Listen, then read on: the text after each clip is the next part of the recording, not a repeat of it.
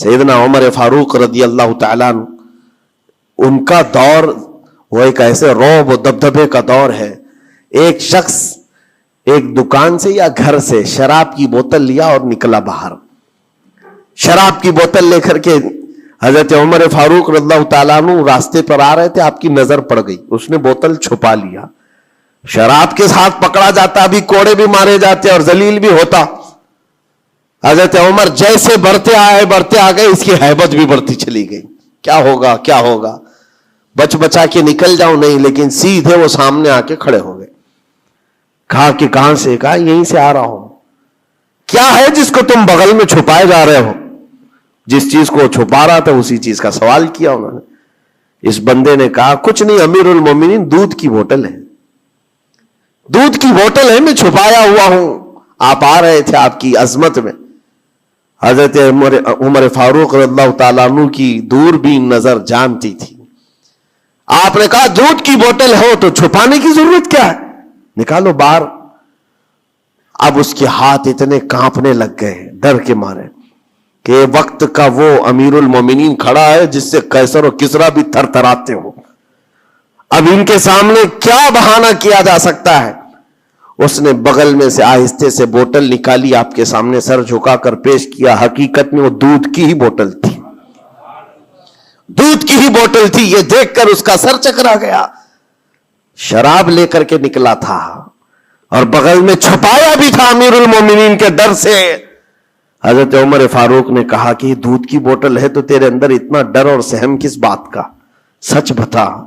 رونے لگ گیا، آپ کا دامن پکڑ کر کے کہا امیر المومنین سچ بتاؤں تو شراب کی بوتل لے کے نکلا تھا، لیکن جیسے ہی آپ پر نظر پڑی دل اتنا پسیج گیا، میں اندر سے رحمان کو پکارا، اے رب کریم آج تو عمر کے سامنے میری عزت بچا لے، کبھی ہاتھ نہ لگاؤں گا، شراب کبھی نہیں پیوں گا.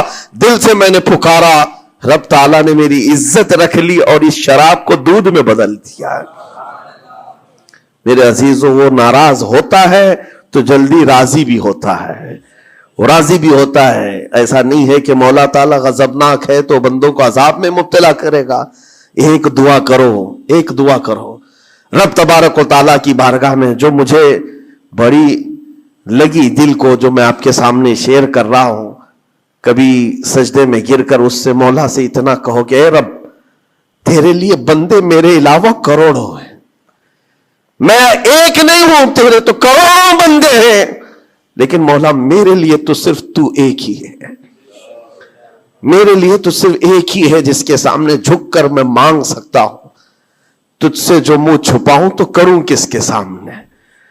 رب تبارک و تعالیٰ کو یہ ادا پسند آتی ہے، کیونکہ یہ قرآن پاک میں حضرت عیسیٰ علیہ السلام کے ضمن میں بیان کی گئی ہے. اللہ تعالیٰ نے خود اس کو قرآن میں فرمایا ان تعذبہم فإنہم عبادک وإن تغفر لہم فإنک انت العزیز الحکیم. عیسیٰ علیہ السلام نے اپنے امتیوں کے لیے اللہ کی بارگاہ میں یہ التجا کی تھی، مولا اگر تو ان کو عذاب دے گا تو تیرے ہی تو بندے ہیں، تیرے ہی تو بندے ہیں، اور اگر بخش دے گا تو تو غالب حکمت والا ہے، تیرے خزانے میں کوئی کمی نہیں ہونے والی ہے. عزیزان گرامی وقار، جن گناہوں پر زندگی گزر رہی ہے اس سے نکل آنا ضروری ہے.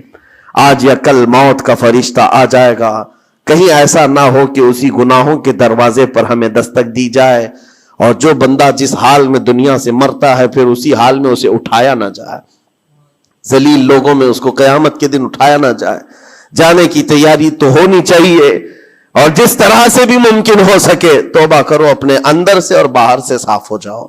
اور رب تبارک و تعالیٰ کو راضی کرنے کے لیے توبہ سب سے بڑی چیز ہے، سب سے بڑی چیز ہے. میرا رب فرماتا ہے قرآن پاک میں لا تقنطوا من رحمت اللہ، اللہ کی رحمت سے مایوس نہ ہو، وہ سارے گناہوں کو معاف کرے گا، بے شک اللہ غفور و رحیم ہے. لیکن آج جو اس کے ناراضگی کی نشانیاں ہیں اپنی زندگی میں ڈھونڈ ڈھونڈ کے نکالو. اگر مجھ سے عبادت نہیں ہو رہی تو میرا رب ناراض ہے مجھ سے، میرے گھر میں تجارت پر روک لگی ہے تو میرا رب ناراض ہے، اور اگر مال و دولت کی کثرت ہے لیکن گناہ مجھ سے نہیں چھوٹ رہے ہیں تو پھر تو اللہ تعالیٰ ایک بڑے عذاب کی تیاری میں ہے. رب تبارک تعالیٰ ایک بڑا عذاب میرے لیے تیار رکھا ہے، بڑا عذاب میرے لیے تیار رکھا ہے. میرے ان گناہوں کی وجہ سے وہ سب کچھ مجھے دنیا میں دے رہا ہے. یہ ڈر کی بات ہے. اللہ تبارک و تعالیٰ کی بارگاہ میں دونوں چیزیں رکھے, اس کی بخشش کی امید بھی اور اس کے پکڑ کا خوف بھی. اور اس خوف اور امید کے بیچ میں جینے کا نام ایمان کی زندگی ہے.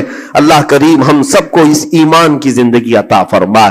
رب تبارک و تعالی ہم سب کو اپنے غضب سے دور رکھے, اس کی ناراضگی سے ہمیں دور رکھے. اللہ اے رب کریم اس وقت تک ہمیں تو دنیا سے نہ اٹھا جب تک تو ہم سے راضی نہ ہو جا.